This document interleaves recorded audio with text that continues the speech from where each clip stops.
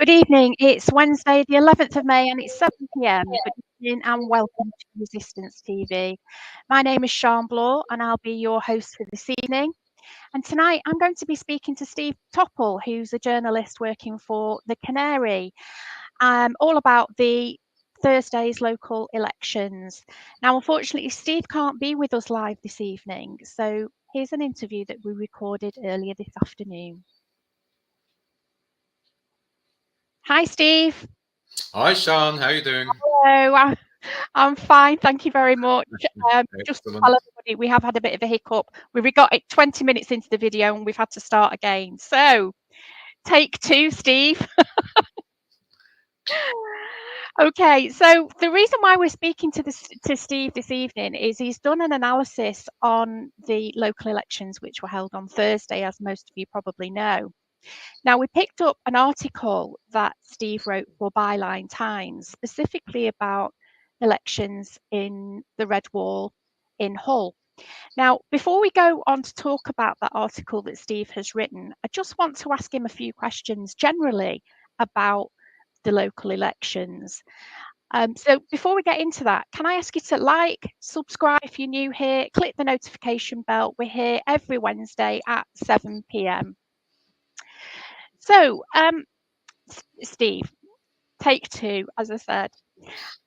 What I'd like you to do first of all is, can you give us your overall perceptions about the local elections and what messages did the public give out at the ballot box?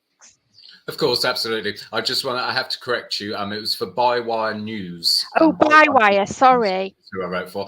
Yeah, I don't think Byline would have me. I like Peter Jukes. I'm getting really well with him. Don't get me wrong. But yeah, I don't think Byline. I'm not kind of centrist enough for Byline's palate. So Peter Jukes is lovely, though. I'd just like to say. Okay, so thanks yes, for correcting me on that. Look, the local elections, I mean, what can we say? So I'm going to deal with them because there's an important distinction to be made, which I know we're going to come on to later. I'm going to deal with them in terms of the public who did vote and what those results showed. So, I mean, overall, look, there was an undoubtedly clear message sent to the Tories of dissatisfaction and a major message of disquiet, I think, from the public, probably elements of Partygate thrown into that, possibly also some kickback about the handling of the pandemic. And moreover, you cannot detract from, as I call it, the ongoing class war, but what the media frames as a cost of living crisis. You cannot detract from that either in a minute. So there was that message, I think, was sent from the public. You only have to look at the fact that the Greens picked up 120% increase in their councillors. Huge result for the Greens, which I know quite a few people were pointing out on social media that if it had been UKIP, the leader of UKIP would have been all across BBC News on Question Time the following week, and for every week ad infinitum from that. But very, very few murmurs from the mainstream corporate media about the Greens' phenomenal success. 120% increase is, huge. Lib Dems, not quite so huge percentage increase. It was around a third, I think 35% increase in the number of councillors, which equates to just over 220 councillors. But again, a great result for them, a massive increase, which of course the Lib Dems are quite rightly celebrating. Tories, very bad result across the board, but Boris Johnson appears secure still, doesn't he, for some ungodly reason, best known to the Conservative Party themselves. Labour's result, I mean, there was this huge kind of fanfare from Starmer and this column by Lisa Nandy in The Independent, where she was proclaiming it was real progress for Labour. After 2019, we're back on the road to the recovery of Labour. Real progress. Real progress. What does that look like to Lisa Nandy and Keir Starmer? Well, that's a 3.8% increase in councillors across the whole of England, including London. When you take out London, it's a 0.98% increase in councillors. But that's real progress, So I think it was John Curtis, the famous pollster, who summed it up that actually, Labour have not shifted at all on Jeremy Corbyn's local elections result from 2018. They've maintained where they were. I mean, considering we've had a pandemic which has been exposed that the Tory party were basically operating on the one rule for them, one rule for the rest of us policy. Considering we're in this cost of living crisis, Labour can only increase their vote share outside of London by 0.9%, or other councillors by 0.9%. Interesting. But yeah, it was a good day for the Greens, good day for the Lib Dems. If you believe Labour, a good day for them. Not such a good day for the Tories. Yeah, but it wasn't actually a good win for Labour, was it? Because that's not entirely true. I did remark on Lisa Nandy's Twitter feed that it only interpreted to 22 councillors, not councils. So for them to only get a net gain of 22 councillors throughout the whole of the UK is not a win. That is despicable, considering that they are up against the worst Tory government that we have had certainly in my lifetime, and I was around during the Thatcher years. You know, it's despicable, really, that they're trying to turn that into a win. No, so why absolutely. I mean, sorry, just to say, those 22 gains, I think it was 8 of them were outside of London as well. I mean, it's just like preposterous to think that it was anything other than at best no improvement at all. And as you say, at worst, I would agree it's the worst Tory government probably in my lifetime, and I was alive in the Thatcher years as well.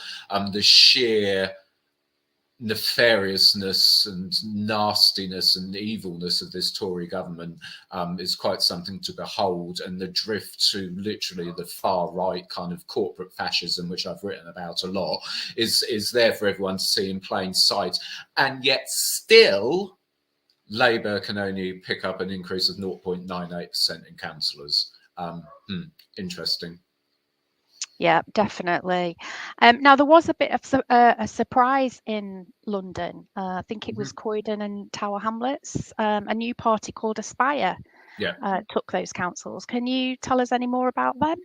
Yeah, that was very interesting. I mean, look, they kind of sneaked in, didn't they? I think they got 24 councillors to Labour's 23. Someone might have to correct me. I might be wrong on that.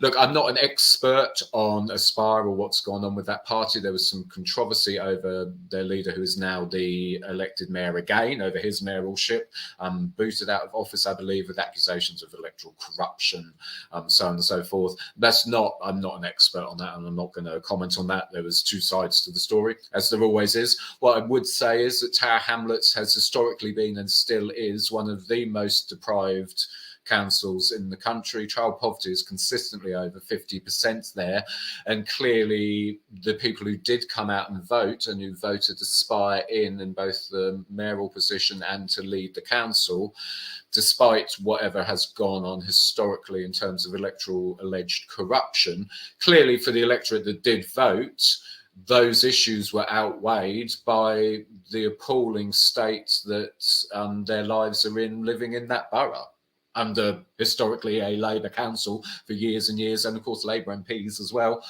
So clearly whatever has gone on in the past with Aspire wasn't quite as bad as the state of people's lives living in Tower Hamlets, and clearly change was needed in their eyes, and they've just voted in change. So I mean, it is very interesting.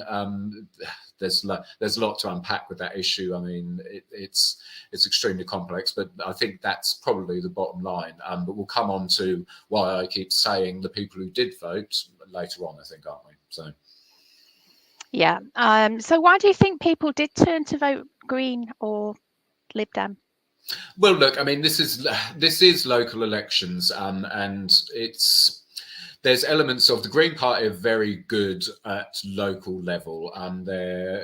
For all my critiques of the Green Party, and my stepdad calls them Tories on push bikes, which I think is a fairly accurate description. For all my criticisms of the Greens, they make out they're progressive. Actually, quite often they're kind of middle class environmentalists, effectively, which is absolutely fine if you are. That's not my cup of tea. But for all the issues they do have at a local level, they're quite often very good. They're quite often embedded in the communities that they're standing to be in. They're very good at door knocking. They're very good on climate catastrophe that we're living through, which is an issue on a lot of people's minds at the minute. And when you're faced with the Tory government on one side, who are doing less than the bare minimum about the climate catastrophe, as I've reported on.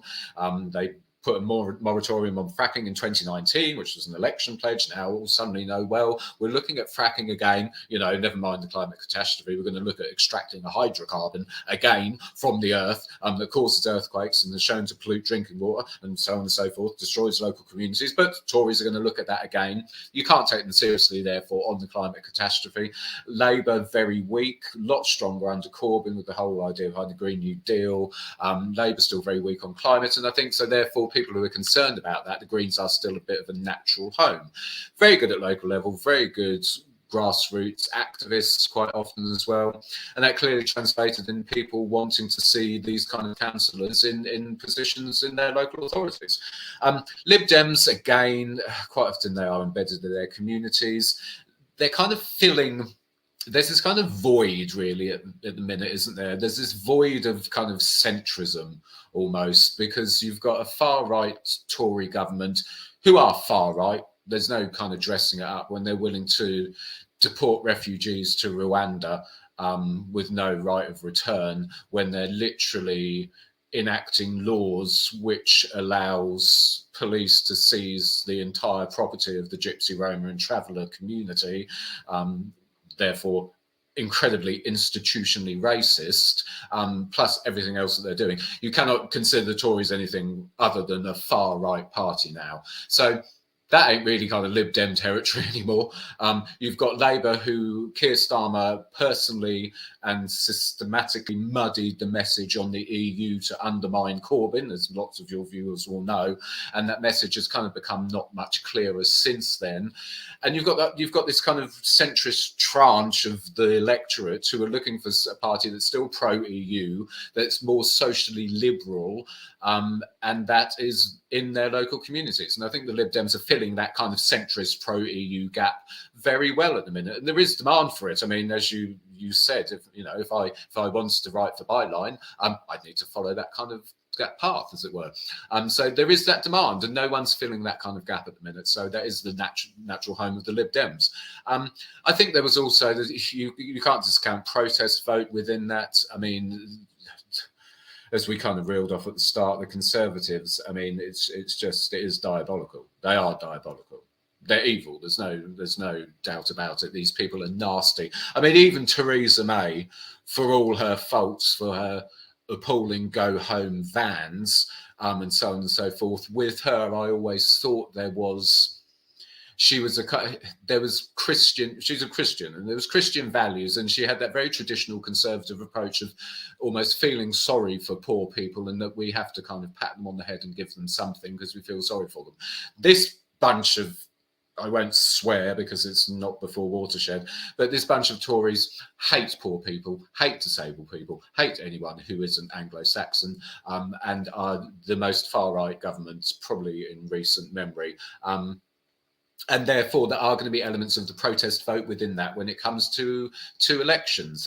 How that would play at a general election remains anyone's guess. I mean, we went from a hung parliament in 2010, where the Lib Dems got into bed with the Tories, to 2015, which was the most disproportionate election in electoral history, where millions of people voted for the Greens and UKIP and didn't see it reflected in the number of MPs, to under Corbyn, we went very much back to two-party politics, and it turned almost presidential in terms of that it was Corbyn versus May and Corbyn versus Johnson. So how these local elections would pan out at a national general level is kind of anyone's guess. But so overall, mixture of protests, but I think very much that it was reflective of people's desires for local communities, and that's why the Lib Dems and Greens picked up votes as well. But I think the biggest story of the night was the fact that it was the turnout, wasn't it? Yeah. So look, I've just spent 15 minutes giving all this analysis on what the local elections mean and how the party's shaped up and the implications nationally, and sort of historical picture on that. It's all essentially nonsense, Sian, really, when you check it. Because the real story of the local elections, as it always is, and as no one really wants to talk about in any great detail, is the turnout. I mean, on a national level, the figures, I don't think as of today, which is Wednesday, 11th of May, I don't think the figures for turnout still have properly come in, but it's the 2018 elections, which is the last comparable one. Turnout was around 34%. So 2/3 of the electorate in the 2018 local elections did not vote. And turnout was probably on track to be that for these elections as well. I read that the Spectator, if you believe what they say, said that it was looking to be about 1% lower than 2018. So turnout has gone down again. The point being that I can sit with you for 15 minutes and give all this wonderful analysis and my opinion of what the local elections mean. They don't actually mean anything because most people didn't vote. Therefore, it's kind of meaningless, really. And obviously I'm going to go into more detail than that, Sean, but that's the overall point. It doesn't mean anything. It's absolutely preposterous that we read anything into local elections, nearly as preposterous, really, as reading a lot into general elections, which I'll come on to later. We can't read anything into it because most people didn't vote. And it is as simple as that. Yeah, and it beggars belief in a time of such a bad cost of living crisis, the worst I've ever seen, where the government's only answer to it is to give people a loan to pay their energy bills, which they're going to have to pay back. And we're seeing such low turnout at the elections. People need to get. I mean, I have to say, I didn't vote this time. I didn't. I was going to go and spoil my ballot, but I didn't get around to it.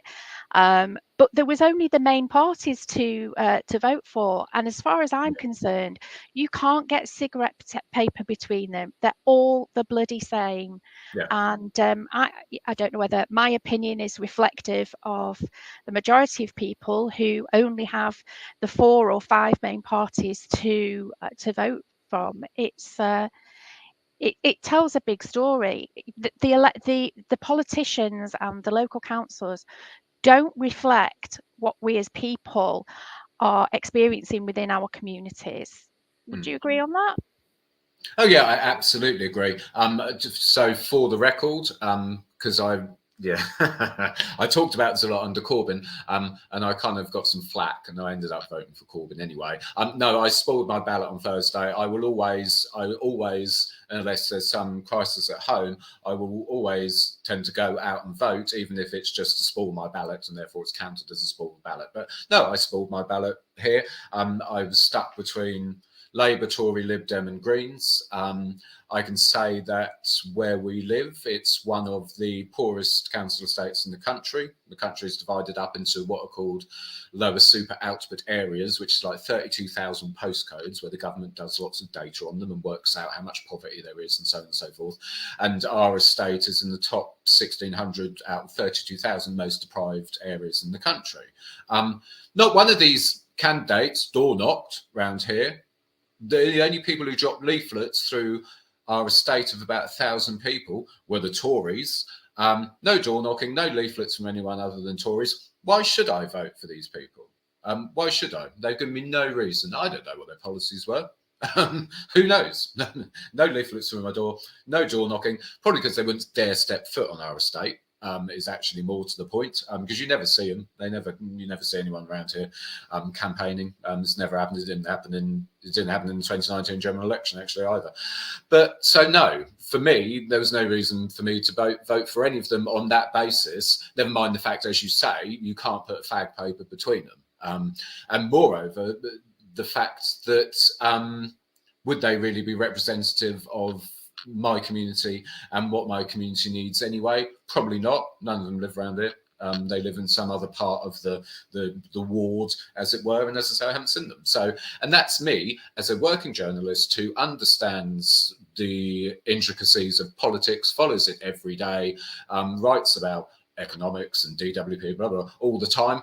I ain't voting for any of them. So how on earth would you expect someone working under gig economy in Uber, having to work in Amazon, packing up boxes for poverty minimum wage under terrible working conditions? Why should they vote for them? if I ain't going to vote for them, why the hell should some of the most deprived, put upon, depressed by the system people in this country vote either? I don't blame people. And that's a very blunt way of putting the argument. It's actually a lot more complex, of course, than that, but it's kind of the bottom line, really. I mean, and I think you want to talk about Hull. Hull is a microcosm of this issue, and it has been for years. So in Hull, in the local elections on Thursday last week, the Lib Dems took the council off Labour. Lib Dems now in control. Turnout was 23.5%, even lower than what is probably going to be the national average. That equates to the Lib Dems, as I wrote in this article for Bywire.news, that equates to the Lib Dems being put into power on that council by 10% of the public. 10% of the public who can vote voted for the Lib Dems to put them in power. That is not democracy at all, in any way, shape or form. Moreover, Hull, one of the most deprived areas in the country, nearly half, I believe, nearly half of the areas in Hull count as being in the top 10 most deprived areas in the country, appalling rates of child poverty, really, really entrenched deprivation. It's been like this for years.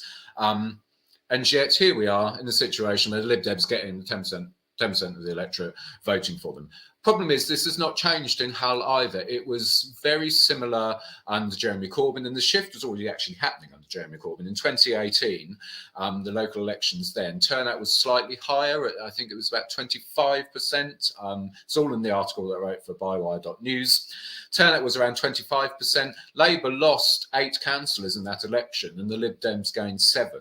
So that rot of Labour clearly being so disenfranchised from the public, or rather Labour disenfranchising itself from the public, was already setting in 2018. The switch was happening then. And this election last Thursday just cemented that switch, and the Lib Dems took power. But as I say, the turnout was appalling then. And this is reflected not only at local level, but nationally as well in general elections, which I think we'll talk on a bit later as well, because that's kind of a separate issue, but I do want to touch on it. And Hull was this microcosm of nearly everywhere in the country. You had similar issues in places like Newham, where child poverty is consistently above 50%. Turnout was in the 20s. There was even one area in Hull, which I found out, where the turnout was 14%. I mean, you can't. These people have not got mandates from the public. No, they don't. They've not got mandates. They've not got consensus, which is what democracy is supposed to be all about. There is no mandate for any of them, literally none of them, even Tower Hamlets, where Aspire got in. I crunched the numbers on that as well and put it on Twitter. The Aspire mayor was elected by just 20% of the public, and the party overall was elected by 15% of the public. And yet that's being trumpeted as some major upset for Labour. There's no major upset at all.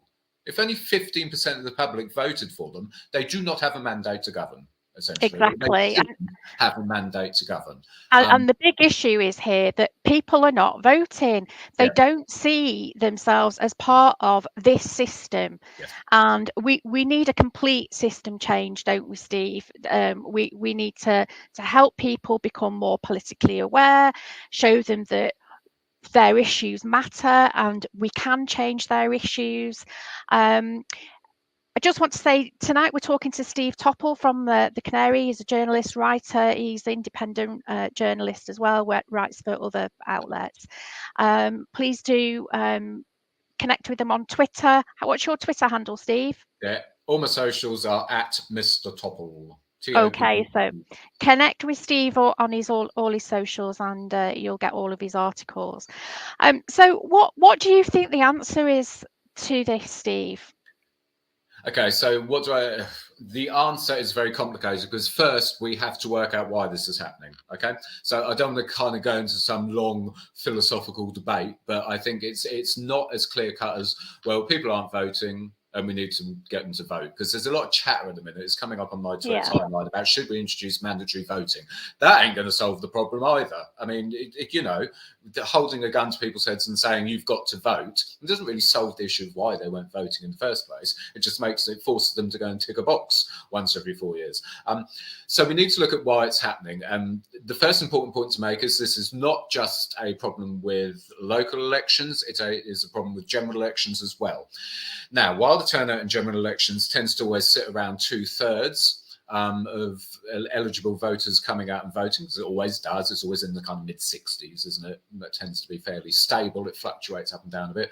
That's still a third of the electorate, so anywhere between 13 and 15 million people who are not voting. That's still a huge swathe of the population. And the reason it's even more of a problem is because analysis and statistics show that the majority of those people are from the two poorest social grades. Now, if your viewers don't know, social grade is kind of a different definition of class. It's far more accurate, in my opinion, than just going, well, these people are working class, these people are middle class, these people are upper class, because it takes in lots of factors like income, educational attainment under the system. It takes in housing, it takes in quality of the environment they live in. Anyway, so it's like 5 social grades. You have A, B being the richest, you have C1 being kind of middle class, C2 being kind of upper working class, and D and E are the poorest people. E are people who are reliant on social security for whatever reason. D are people in manual kind of Amazon, gig, whatever jobs.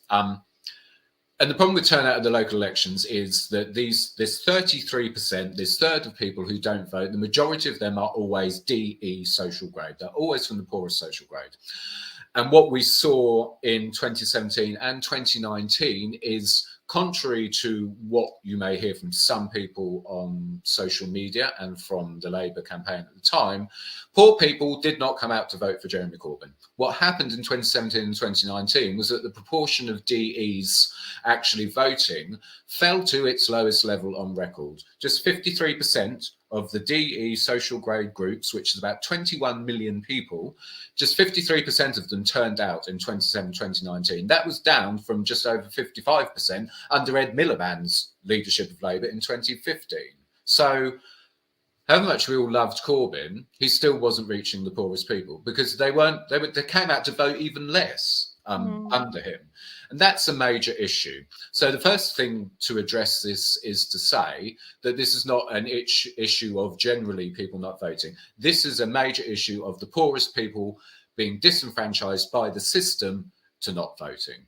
That's what's going on here, is the poorest people in the system, political, media, corporate class, has disenfranchised these people.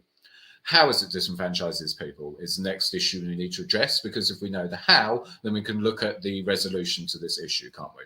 So the how, I mean, it's been going on for years. It started off, it really took hold with Thatcher's deindustrialisation of the North and the smashing of the trade unions, because up until that point, the poorest people and the working classes had some form of organisation. They also had political education. It was always centred around trade unions. Community life quite often was centred around trade unions. And there was political education. People were given the opportunity to understand politics and to feel like they were invested in it. Thatcher got rid of that by getting rid of the trade unions. It wasn't just about corporations' rights and smashing trade unions to further the financial services industry, as she did with the Big Bang in '86 and so on and so forth.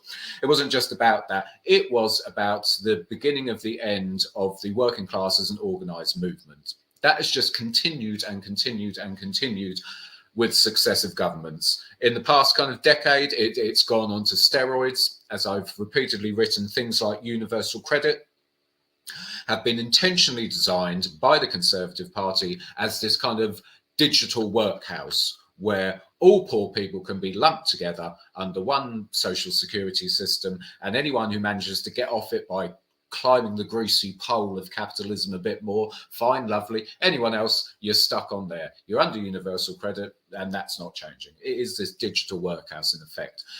The Tories have introduced countless other policies to continue this disenfranchisement of the poorest people, from library closures being a perfect example of that. That wasn't about books. That was about shutting organising space for the poorest communities and restricting people's access to internet. Bear in mind that around 4 million people in this country still do not have internet access at home. It's a fallacy. We've all got the internet. We don't. Over nearly 1.5 million of them are disabled people as well. We don't all have the internet. Shutting libraries was more about closing off community spaces and restricting the poorest people's access to the internet than it was about books. I could go on. The mechanisms of doing this, of disenfranchising people so much that they do not know are no longer invested in our political systems in this country is done by many, many mechanisms. The system itself does it as well in terms of time poverty. It's something that's never discussed. No one wants to talk about it. The Joseph Rowntree Foundation did some excellent work on it after the financial crash. But time poverty is a thing. That is where people are so time poor that they are barely able to keep themselves out of financial poverty. It's a bit more complicated than that, but it's basically the thrust of it is the system applies so much pressure on poor people. Firstly, well, you've got to work 3 jobs to try and meet all your bills and keep yourself afloat, or alternatively, you've got to be kind of subservient to the DWP and constantly jump through hoops with them just to get the social security you're entitled to because you're chronically ill or disabled. All this creates you time poor. And when you are so time poor and in such entrenched poverty, it becomes all consuming. Because it does. Anyone who's lived in poverty knows it dictates every aspect of your life when you're constantly worrying about money. It consumes you. And therefore, you do not have time or headspace to think of, well, I wonder what an alternative to a Keynesian system of economics would be this week. You don't have time to think about that. You barely have time to keep up with the news, which is another major issue and the reason why people are disenfranchised. But that's too much for one show. Time poverty and the time constraints the system forces upon the poorest people is another major factor. We don't have the headspace for politics. I barely have the headspace for politics, and it's my bloody job. So all of this combines and has combined over decades and decades and decades to get us to a point where the Lib Dems can be elected to run a major council in a major city in this country by just 10% of voters. That's how we got there. And there's a lot more to it than that. But that's ultimately what it is. The system, political, media, corporate class have disenfranchised poor people so much they're not interested anymore. And they do not wish to vote because they know it's not going to benefit them. Because when has it? When has it benefited them? It demonstrably has not benefited them. And when politicians do come up with maybe some solutions, they get lied to. They just don't trust. They're not trusted anymore, are they? They think politicians are corrupt. They're self-serving. They lie to us, and that's unfortunately that's what we're seeing from this current political class. Exactly so. I mean, and this is the thing. Or alternatively, you get. Look, I mean, I've never been. I was brought up in a peculiar household. My dad was a communist. My mum was a Green Party supporter and a Christian. I mean, you kind of meet those two together. I had a weird political upbringing. But I was brought up in a really left-wing household, regardless of the ideologies that were sort of at war with each other. I was brought up in a left-wing household. I've never been a confident Labour voter, even under Corbyn, just because I think the system is too far gone in some respects for it to be reformed by the current model of politics we have. But that's another matter entirely. I mean, if I voted for Corbyn twice. I did vote for him in 2017 and I voted for him in 2019 because on principle, I know, I've met him, he's a thoroughly decent man. He's a lovely man, nice man, principled, not a bad bone in his body. And what he was proposing and the people around him were proposing in the best interests of the poorest people in this country. That was undeniable. Whether it would work or not is another matter entirely. But we all know that that wasn't what was presented to the public. However much independent media and Corbyn and Labour activists tried to, that wasn't what was presented. And I didn't want to get into the media because I always talk about the bloody media. But in this context, they're so integral to our politics and to the system. You can't avoid it, can you?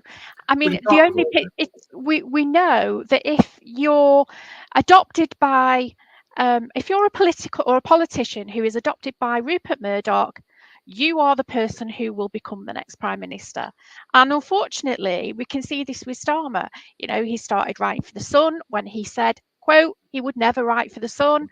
And, you know, here he is. He's been touted to be, you know, the next Prime Minister if he doesn't resign beforehand. But I don't think he will.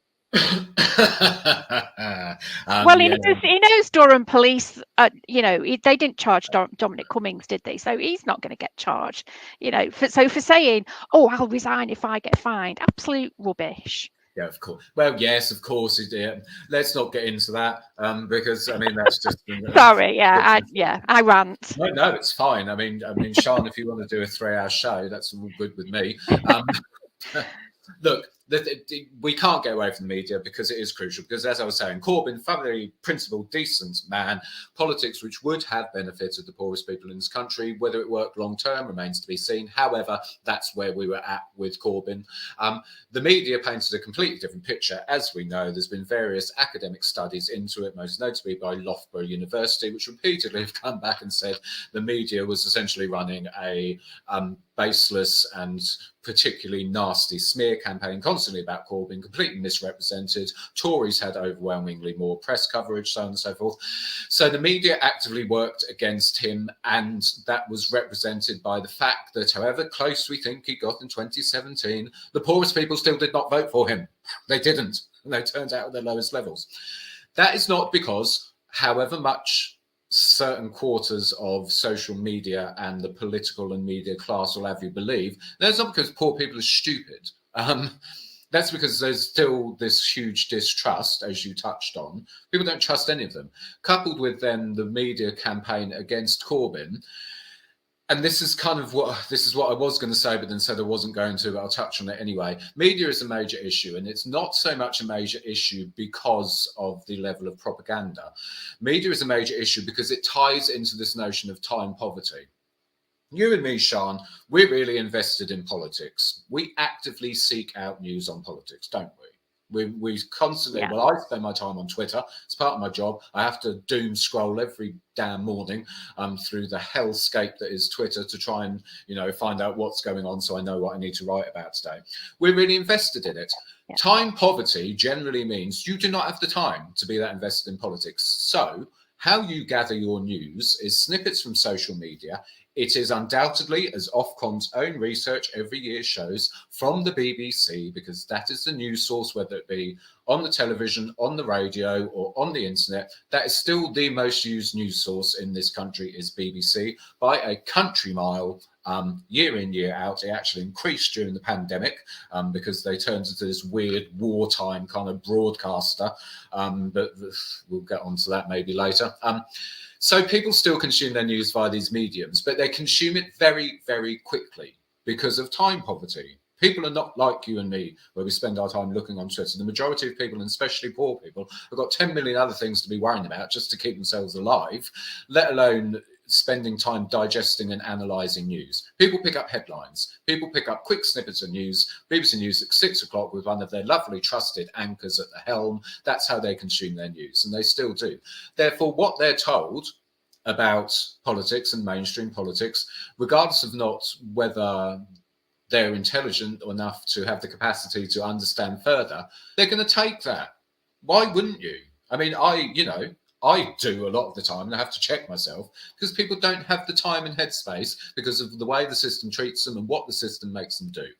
So how much I don't want to talk about media, we have to, because that's how and the media knows this. They know this. They know that they can drop. I mean, it's like that. Dan Hodges, I didn't want to mention his name. It's like that Dan Hodges column where they mocked up Corbyn as a vampire and saying that the party had to kill the Corbyn vampire. I mean, here is Dan Hodges in the past few days going absolutely into one about the treatment of Starmer, how terrible it is, blah, blah, blah, blah. You called for Corbyn to be killed, you hypocrite.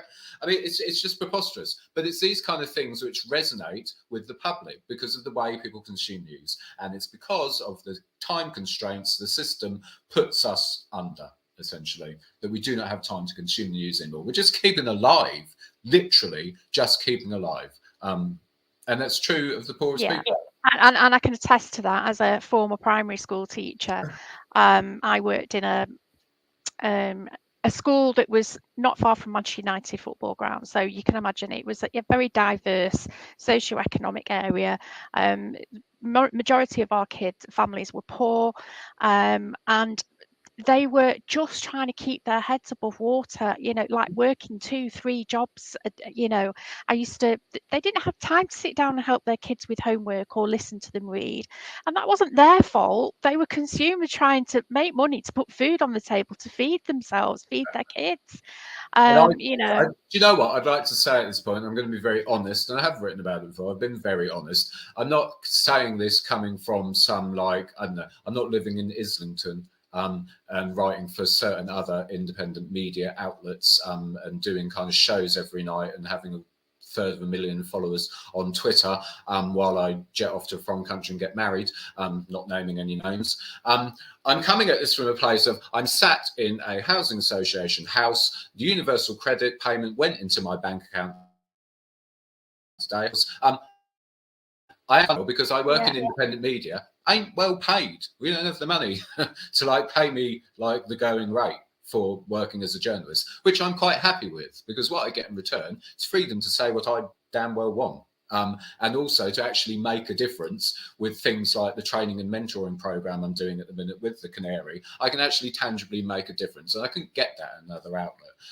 But what that does mean is that literally our universal credit dropped into my bank account today, and I've already divvied it up amongst bills. I need to go and top up the gas and electric after this because it keeps running out really quickly. Can't think why that is.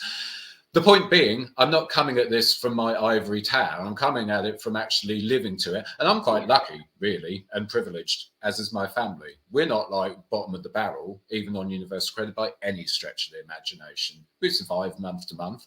I work I work for 4 different outlets to do it, but we still do.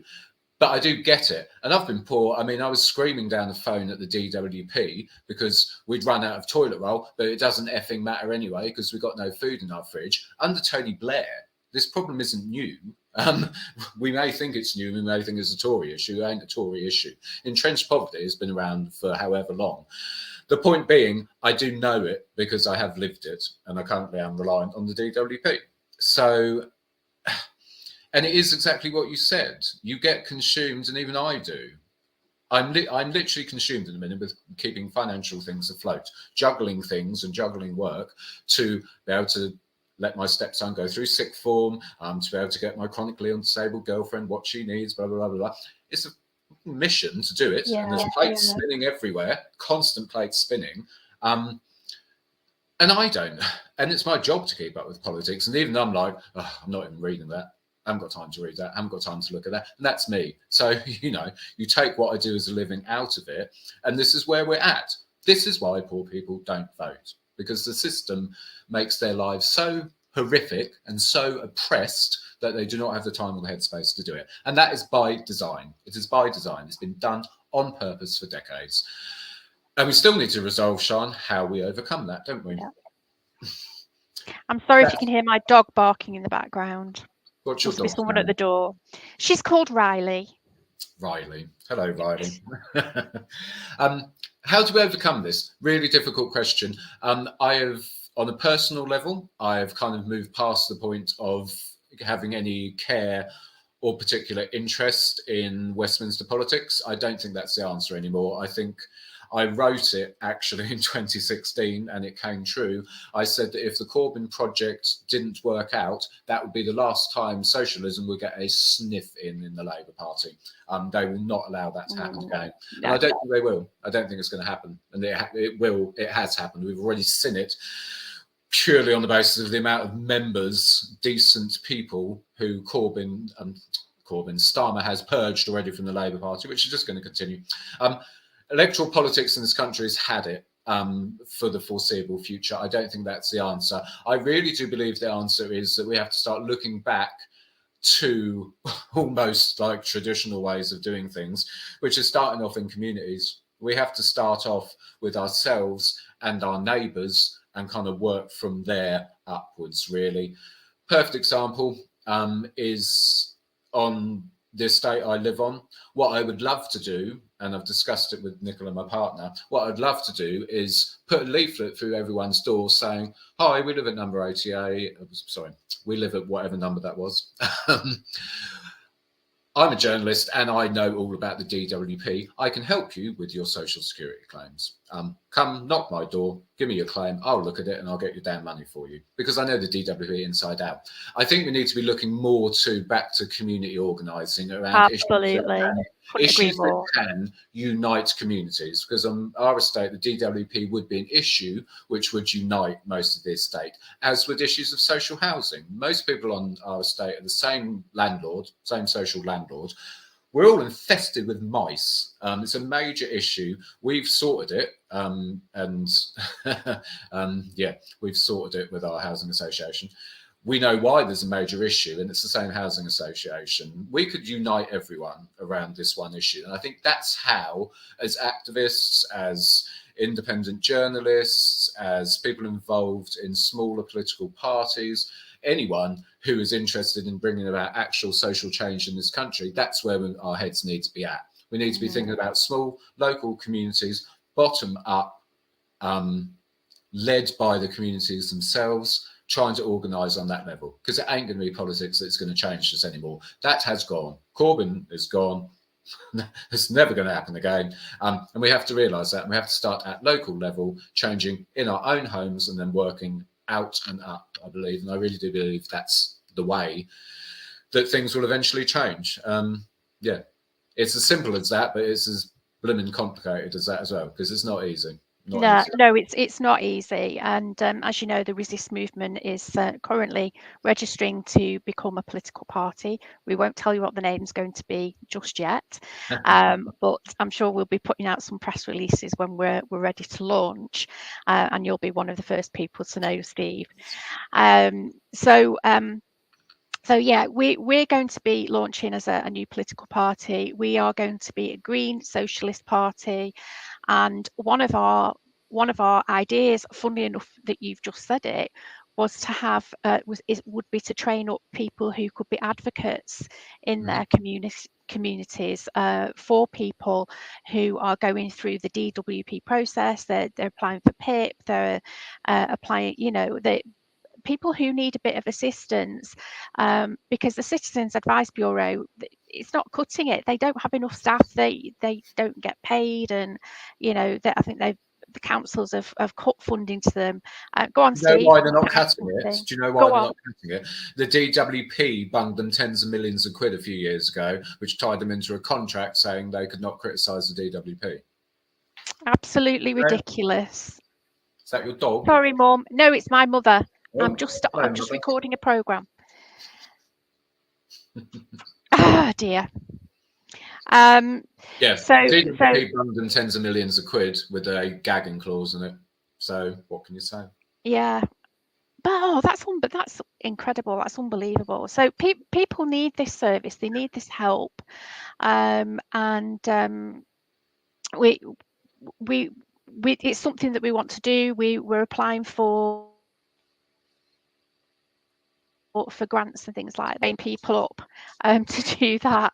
Oh dear, it's just turned into chaos here at my house. So yeah, that is one of our ideas, and hopefully that will give people the confidence that we are genuinely trying to help and trying to change things with the system. No, absolutely. Yes. Yeah. It is what's needed. It's absolutely what's needed. I mean, it's going to take an awful lot of work, though, because as I alluded to earlier on, we've got decades of damage to undo, stretching back at least to Thatcher's smashing of the trade unions, if not probably before, to actually start reorganising and reconnecting our communities together. And it's going to be a monumental task, not least. I mean, where do you start with the challenges, Sean? I mean, the challenges are, for example, on this and probably every other council estate, you've got a mixture of tenants, for example. You've got some people who are housing association. You've got some people who might be council tenants still. Housing associations, goodness knows how many of them there are now. I mean, there's loads of different ones on probably every estate in the country. And then you've got the added complication of how many of those houses are bought by right to buy now. So they're not even housing associations. So they've bought the house, or alternatively, someone bought the house, and it's now the property of a landlord who's renting it out at a price. I mean, there's layers and layers of complexity. It's nowhere near as simple, and it would be foolish of me to say it was and think it was, kind of like rose tinted glass scenario here, that it's as simple as that. It isn't, but it needs to happen somehow. Because I think it's the only way things are going to change. There was a conference a few years ago in Canada, which Naomi Klein, who's one of my favourite journalists, favourite writers, all her books are on my bookshelf, and I've read them cover to cover 20 times. Naomi Klein was involved in this, and it's a conference, and they basically, all these like-minded people locked themselves in the room for like 3 days. And they thrashed out this model, which would be that, okay, if we really want change, how do we go about it? And the fundamentals of it were that we need to start changing very small scale, one at a time. And it was the idea that you took a local community on a kind of town or possibly even small city level and tried to make that almost a little pocket of resistance, and start by ingratiating communities together, then build it up. And eventually the point being that these smaller towns or cities would become autonomous to their national governments, that eventually lead to this kind of independence movement, if you like, which I believe the name escapes me. There's that communist kind of enclave in Spain, isn't there? And I can't remember what it's called, but that does still exist. There's one in Spain which is run by communists, and they've got full independence from the Spanish government. So there's this idea that came out of this conference that we kind of do it like that, and eventually it kind of spreads and spreads. It's almost like the idea of socialism leading into communism, I suppose, that you spread socialism and it spreads and spreads and spreads, and then eventually you can do the transfer to communism. It was that, but based on community values. And I think it's kind of that which we need to be looking at. Really, we have to start on small postcode level and work our way out. It's going to be really hard. It is going to be really hard, and I don't think anybody's, anyone's denying that. But we've got to start somewhere. We've got to start to change the system. We've got to start doing things for ourselves. So not only, advocating for people in our communities, but also trying to teach people how to set up cooperatives and things like that. Mandy Clare, who's a councillor in Warrington, she was on with us week before last, and she's just left Labour, and she's now come over to Resist and is our regional coordinator for the Northwest. And she's done an awful lot of work in poverty, and she's created this policy called the poverty emergency, which covers all sorts of things. So she's got her own website which explains what the policies are, motions that you can give to your local councils to pass, etc., toolkits, strategies to use. And part of that, she's researched different cooperatives who've just helped themselves. So she was talking about Belfast Women's Cleaning Company. They got together, they formed a cooperative, and they're all working together. They all know how to run the business from top to bottom, putting in bids, doing the invoicing, all that kind of thing. And it's working really, really well. And that's a way of getting out of this system, is to be doing things for ourselves. Exactly. It's a really good example. That is a perfect example of how it can work. And you're right, it is that exact turn of phrase. It's getting out of the system. It's trying to get out of all the constraints and the mechanisms and the ways of working that the system puts upon us, because only then truly, well, firstly, can we all be emancipated anyway, but only then truly can we start to properly bring about change, because it's impossible within the system. I think we've got to draw that conclusion that we have to somehow work supra or extra to the system now to achieve this. And that workers' cooperative you're talking about is a perfect example. It's almost like Catalonia in the sort of 1930s Spain. With the anarcho-communists, I suppose, isn't it? And similar to what Catalonia was trying to do a few years ago. We have to cut the system out of the equation almost entirely. Doing it is no mean feat, but that's a perfect example. Exactly that. Workers' cooperative, everyone, the organisation completely horizontal, everyone, there's true egalitarianism and equality across the organisation. And these little things then spread out and become bigger things, because all the women in that cooperative will tell their families about it and tell their friends about it and so on. And that's how these things then spread. Oh, that's a good idea. I wonder if we could do that. You know, we have to take it back to basics, really, I think. We do. And part of doing that is getting in tune with the independent media, listening to Resistance TV, trying to learn something, trying to find out a bit more about the independent media, about organisations that are actually doing things out there in your communities to help, which is we try to bring you that here on Resistance TV. And finally, you know, if people have an organisation, they're in an organisation or a campaign group, and they want to come on Resistance TV and tell us what they're doing, if they've formed a cooperative themselves, drop us a line on admin@resistfest.co.uk, and we'll get you on Resist TV and we can have a chat about it and try and educate people about what they can be doing for themselves. So we've got about 5 minutes left, Steve, before we bring this to a close. I know you're working on a project with the Canary. Do you want to just spend a few minutes telling us about that? I would love or is it confidential? Confidential? No, it's screaming from the council estate rooftops, Sean. Go on no, then. not confidential at all. No, I love it. It's like the best thing I've done in years, and I am genuinely loving every minute of it. And I know the people involved in it are going to be watching, because I told them I was coming on. So I'm running this project called Amplify. It's a training and mentoring program for people from marginalised communities who are in these poorest social grades that I spoke of earlier. Essentially, it started life as we did round one, where we took 13 young people aged 16 to 25 who were all from the bottom 3 social grades. We took these 13 young people, they applied to join the scheme, and what we do every week, we have workshops in media where we train them in all sorts of things, be that article writing, video production, basic media law. We teach them how to use Canary publishing software. We teach them how to use our internal newsroom. They learn about opinion writing, which is very different to article writing. They also, during the course of the 9 weeks, which is how long the program lasts, they produce a piece of work which the Canary pays them for, and then we publish.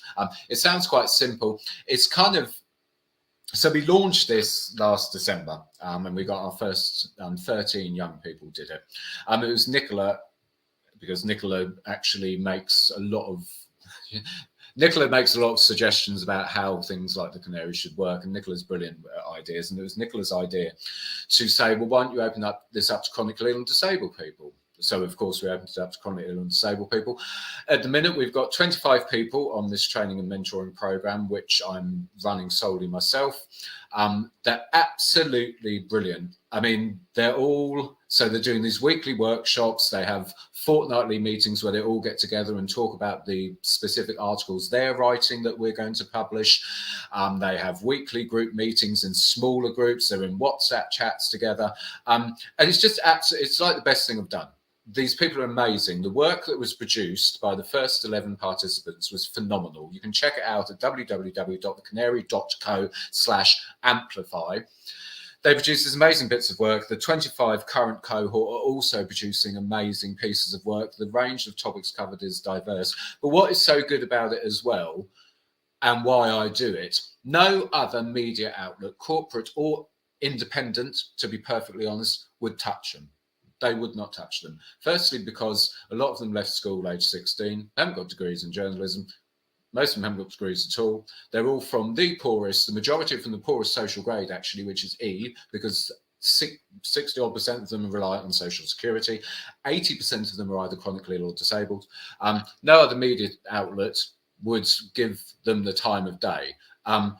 But these are exactly the people who need to learn how to do media, because they are completely unrepresented in both independent and corporate media. I mean, there's figures out from the National Centre for Training of Journalists just a few days ago, which showed that across the whole of journalism in the UK, just 2% of journalists come from the poorest social backgrounds, compared to 21% of the population. That's like a 90% disparity here. And never mind chronically ill and disabled poor people, which is another matter entirely. The poorest people have no representation. Therefore, they are exactly the people who need to be getting into media. And that is what we're trying to do. So it's absolutely, I love doing it. It's like the best thing I've done in years, literally. Article writing, nah, not interested in that anymore. I want to do this like all the time. That's amazing. It's just amazing. It's exciting. And they're all brilliant. I know they're going to be watching. And how can people get involved? Well, you can't get involved at the minute because we're fully booked. So for your next course.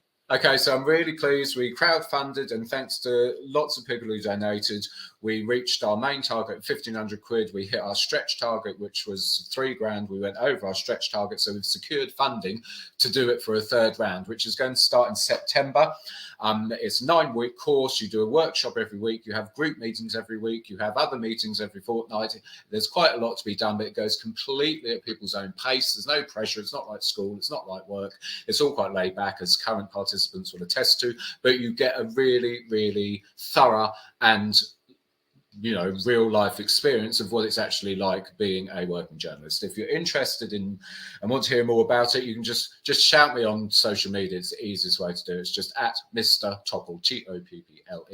3rd round starts in September and it will run to November. So please just give us a shout if you're interested. Open to anyone. The only condition is you can't be middle or upper class, because we're not interested. Oh, Steve, I want to thank you so much for coming on today. It's been brilliant chatting to you. I know we've spoken a lot over email and Twitter, and it's great to finally meet you in person. Oh, yeah, no, we haven't actually, have we, properly? No, thank you for having me. It's always... Oh, you're very welcome. Anytime. I'm sure you'll be back now to discuss more articles and how your course is going with Amplify. So thanks very much, Steve. Thank you very much to everybody who's been listening tonight, and thank you to Steve, our guest. Don't forget to like, subscribe, and hit that notification bell, and we'll see you this time next week. Good night.